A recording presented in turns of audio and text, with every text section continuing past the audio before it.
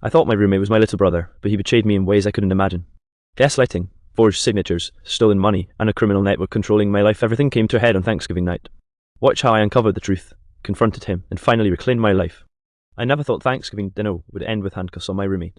But that night, while the turkey got cold and the family photo on the mantel stared back at us, I pressed play on a recording that shattered every illusion I had about trust, loyalty, and love.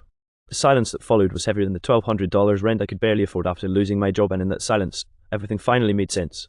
Let me back up. My name's Adrian, I'm 32, and for the past 2 years, I've been living with my younger roommate, Connor. He was 22, wide-eyed, eager, and I thought of him like a little brother. Back in March, my mentor, someone I had trusted for nearly a decade, sabotaged my career. They framed me for plagiarism, stripped away a promotion I'd been working toward for years, and it went my health insurance. I started getting these brutal migraines from the stress. At first, Connor seemed supportive. He'd bring me gas station snacks and crack stupid jokes late at night to lighten the mood. I thought he was on my side, but small cracks started to show. I remember one night in late evening, sitting on the porch while the smell of roses from our neighbour's garden drifted in the air. My sister Emily called, asking how I was holding up after the divorce. I admitted that I felt isolated, like my own memories couldn't be trusted anymore.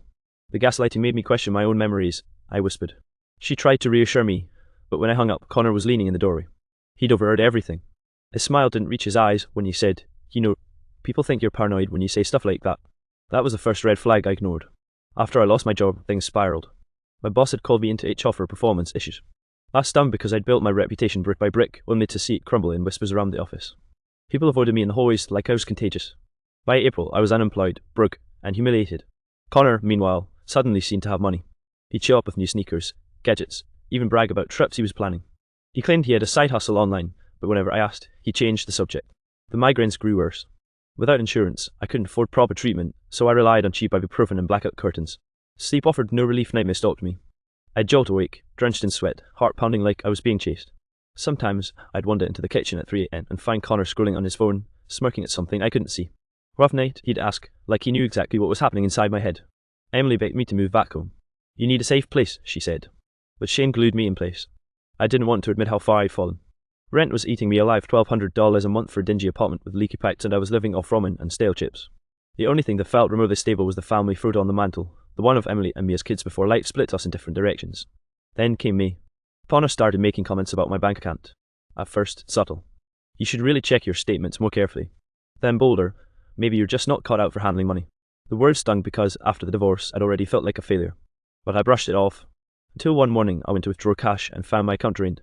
The bank manager assured me it must be an internal mistake, but something in her eyes flickered. Like she knew more than she was letting on. I left with a hollow pit in my stomach, clutching the withdrawal slip like it might explain something if I just stared at it long enough. Looking back, that was the moment the floor beneath my life started cracking wide open. I just didn't know how deep the pit went or how many people were about to push me into it. And it all led to the Thanksgiving dinner, with Connor sitting across the table, acting like nothing had happened. Thanksgiving felt like a cruel joke that year. Emily insisted I'd come to her place because she didn't trust Connor. I laughed it off, but deep down I knew she was right. By then, I'd noticed patterns, little things that didn't add up. Receipts from places I hadn't been, emails I swore I didn't send, conversations I couldn't remember but Connor claimed we had. The gaslighting was so constant it seeped into my bones. After the divorce, I'd already lost confidence in my judgment. My ex used to tell me I was too sensitive, or misremembering, or making things bigger than they were. Connor picked up that playbook and ran with it. If I brought up a missing bill, he'd shrug. You probably forgot to pay it. If I asked about my bank account, he'd say, You're always so paranoid, Adrian. The worst part, I believed him. By late summer, Emily became my lifeline. She'd call every few nights, asking specific questions to ground me in reality. What did you eat today? She'd ask, forcing me to recall details. Usually the answer was depressing gas station snacks. Maybe a cup of instant noodles, but saying it out loud reminded me my life was real, not some fog Connor manufactured. Then came August. One night, around 10:30 p.m., Connor stumbled in with a smug grin. He tossed the crumpled paper at me. It was a legal document with my name at the bottom. My signature. Only I had never signed it. Funny how you forget things, he said, grabbing a soda from the fridge like nothing was wrong. My stomach dropped. Forged. The word rang in my head like a church bell. The next morning, I took the document to a lawyer recommended by the bank manager, of all people. His office smelled of stale coffee and cheap cologne. He leafed through the pages, nodding along, and told me not to worry. But weeks later, I realized he was feeding Connor information. The greedy lawyer wasn't working for me at all. He was lining his pockets while tightening the noose around my life. I started having panic attacks. My chest would clamp shut, my vision blur, my hands tremble until I couldn't even hold a cup of water. Therapy was out of reach financially, but one evening, Emily drove 3 hours to drag me into a low-cost clinic. The therapist's office smelled faintly of roses, the kind that reminded me of our childhood garden. I sat there, spelling words I'd buried, the nightmares, the forged signature, the whispers at work, Connor's strange midnight behaviour. A therapist calm nose felt like the first safe thing I'd seen in years. Still, therapy couldn't fix the social fallout. Word about my plagiarism spread beyond my old office. Friends ghosted me. Acquaintances whispered. Strangers online tagged me impers, mocking my downfall. It was like someone had taken scissors to my reputation and shredded it into pieces. I couldn't go to the grocery store without catching looks, imagining what they were thinking. That's the guy who stole work and got caught. Meanwhile, Connor's influence grew. He had this weird charisma, like he was recruiting people into some twisted circle. He'd host late-night gatherings in the apartment, strangers I didn't know, whispering in corners, giving me sideways glances when I walked in. It felt less like roommates hang out and more like a cult meeting. And every time I tried to confront him, he'd flip it on me. "You're crazy, Adrian. Everyone says so." The breaking point came in September. I checked my mailbox and found a letter from the IRS. Apparently, I owed thousands in back taxes on earnings I never made. Panic surged through me. When I confronted the bank again, the manager's mask slipped. I caught her in a lie she'd been giving Connor access to my accounts. I left that bank shaking, gripping the letter so hard it tore at the edges. Betrayal didn't even cover it anymore. That night, I sat on the couch staring at the family photo on the mantel. The smiles in it looked foreign, like they belonged to someone else's life. My heart raced, my skin crawled, and I realized I wasn't just being gaslit. I was being dismantled piece by piece. Connor wasn't acting alone. I didn't know it yet, but the web around me was bigger than I ever imagined. And the worst betrayals were still ahead. It was October 14th when the pieces finally fell into place. I woke up to another migraine, the kind that made my skull feel like it was vibrating from the inside out.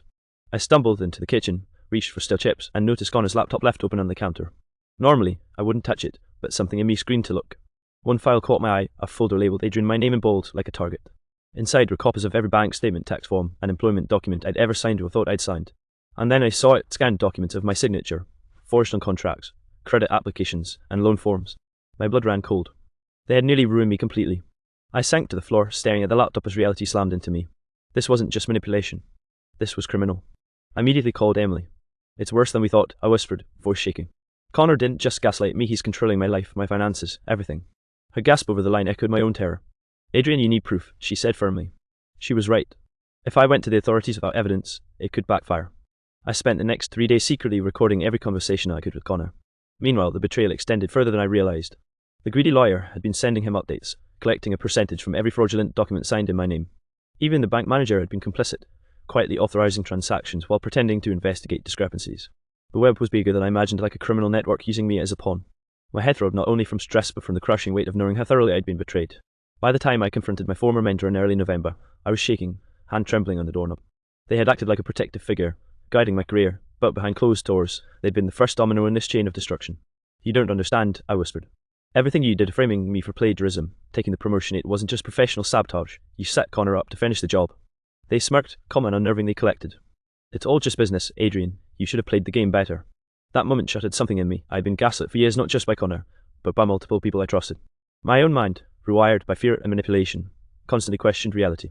I had panic attacks in crowded rooms, insomnia that turned my nights into endless nightmares, and trust issues that made every friendly gesture feel like a setup.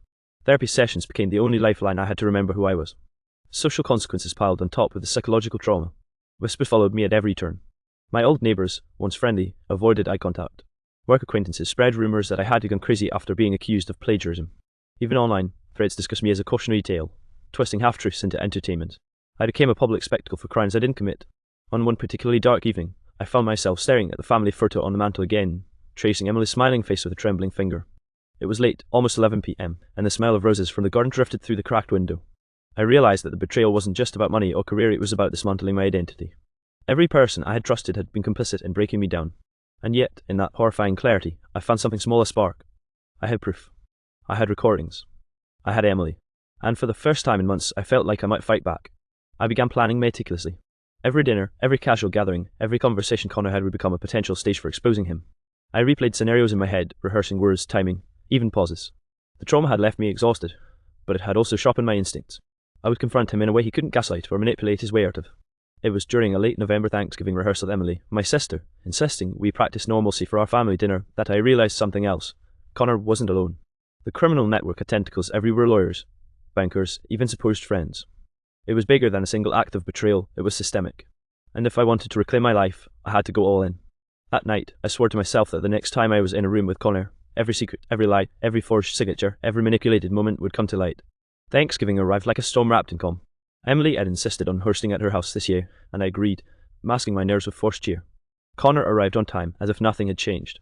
He carried a bag of snacks from the gas station, pretzels, cheap chocolate bars, and set them on the kitchen counter with a grin.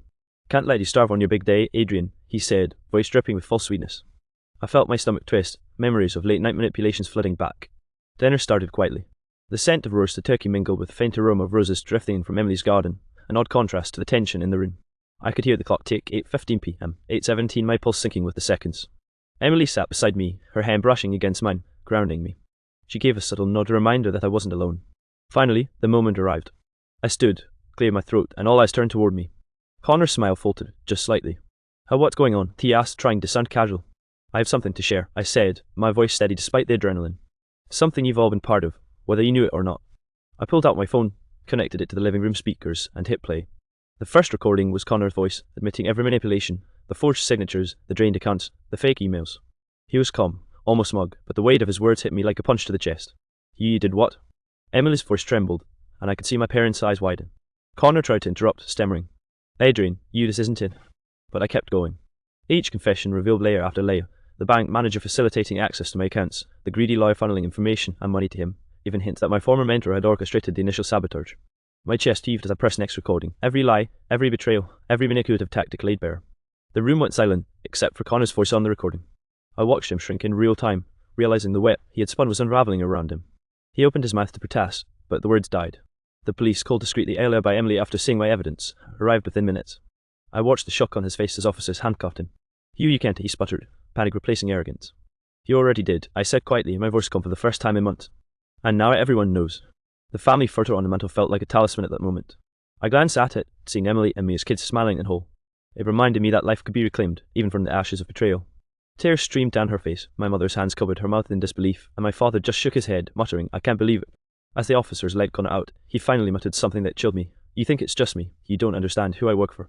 My stomach dropped. The criminal network wasn't finished. But for that moment, I had won a battle I didn't know I'd survive. Later, after the chaos settled, Emily and I sat in the kitchen, the smell of roses still faint in the air. "Adrian, you did it," she said softly. "You finally stood up." I nodded, still shaking, the adrenaline fading into exhaustion. My nightmares wouldn't vanish overnight, but I had reclaimed control. I realized that confrontation wasn't just about punishing Connor, it was about reclaiming myself. The trust I had lost, the panic attacks, the insomnia, they were scars, but scars also told the story of survival. Therapy sessions became more frequent now, not just for coping, but for rebuilding the foundation of who I was. Every day, I wrote in a journal, cataloguing progress, celebrating small victories, a night without a nightmare, a conversation without fear, a meal shared without paranoia. The shocking revelation of forged signature, the new ruin of my finances, the betrayal of someone I thought was family was now public knowledge.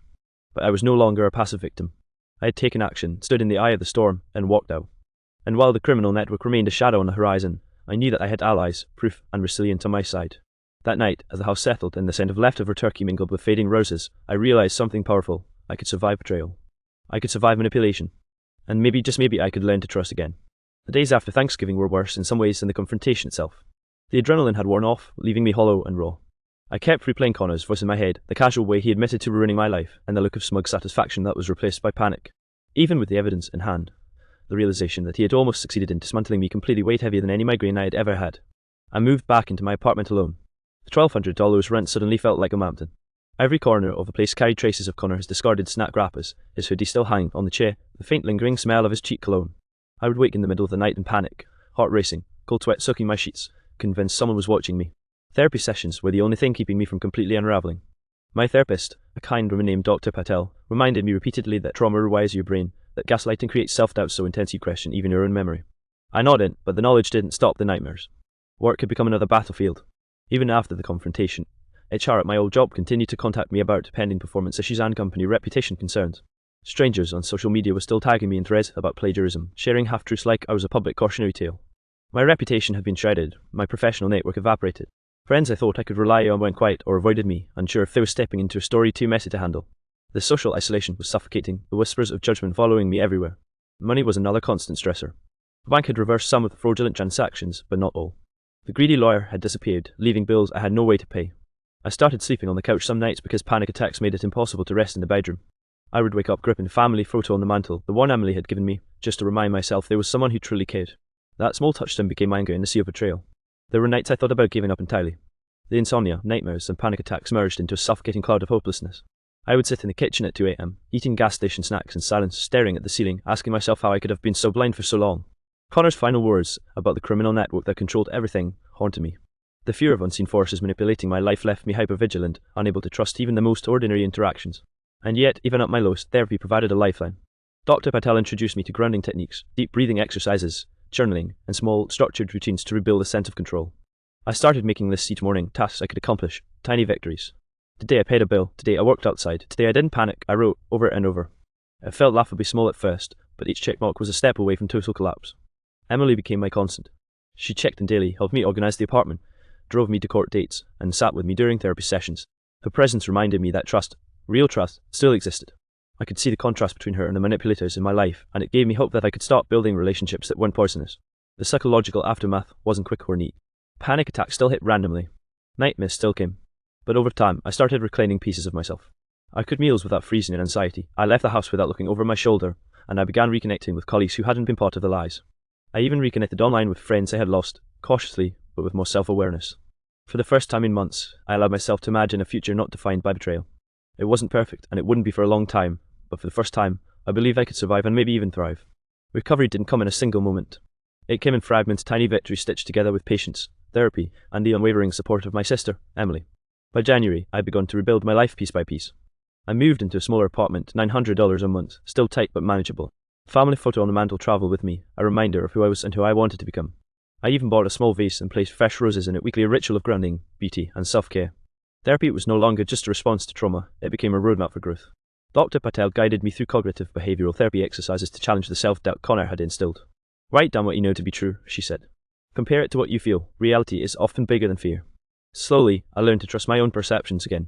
Nights of insomnia became nights of sleep. Panic attacks dwindled in frequency, replaced by exercises in mindfulness and deliberate breathing. I also took control of my finances. I consolidated accounts, changed passwords, and started small, rebuilding credit and savings. Each transaction, each careful budgeting decision, became a tiny act of reclaiming autonomy. The $1,200 rent that had once felt like a prison was no longer an unmanageable burden, replaced by conscious choices that reinforced security rather than fear. Socially, I began cautiously opening up. I reconnected with old friends, but this time I set boundaries. I learned to identify the subtle red flags Connor had exploited, practicing discernment without paranoia. Slowly, I started dating again. The first relationship felt terrifying. I flinched at too much attention, questioned motives, replayed every interaction for hidden agendas. But over time, I met someone patient, empathetic, and trustworthy. Love, I realized, didn't have to be manipulative or dangerous. For the first time, I allowed myself to lean on another human being without fear. Professionally, I picked up freelance work while rebuilding my reputation. I documented everything meticulously, keeping records of communications, work submissions, and contracts, lessons learned from the forged documents that had nearly ruined me. By summer, I was collaborating with clients who valued integrity, and my confidence in my abilities returned, slowly but surely. Reflecting on the betrayal, I realized the lessons went deeper than finances, career, or even manipulation. Connor and the network around him had tried to rewrite my identity, but I discovered that identity is not what others say it is, it's what you choose to preserve and cultivate. Each therapy session, each act of self-care, each restored relationship, reinforced that truth. I also found purpose in sharing my story. I wrote a detailed account of what had happened, from the gaslighting and forged signatures to the criminal network, hoping to help others recognize the subtle forms of betrayal and manipulation. My trauma became a tool, not a chain. People reached out, thanking me for the courage to speak, sharing similar experiences, and reminding me that recovery is possible. And then there was the moment that felt like a full circle, Emily and I, sitting in our sunlit kitchen, laughing over pancakes. Connor was no longer a looming shadow. The criminal network disrupted and under investigation. I could talk openly about the nightmares, the panic, and the betrayal, without the weight of secrecy or fear. The roses on the counter smelled like freedom and resilience. Trust, I learned, is not given lightly, it's earned, nurtured, and protected. I had lost it, painfully, but I had also rediscovered it. I learned to listen to my instincts, to value relationships built on honesty, and to protect my boundaries fiercely. I had fallen into despair, but I had clawed my way back, piece by piece, stronger than before. Now, as I prepare Thanksgiving again, I sit with my partner and Emily, the kitchen warm with the smell of cooking and a faint scent of roses from the garden outside.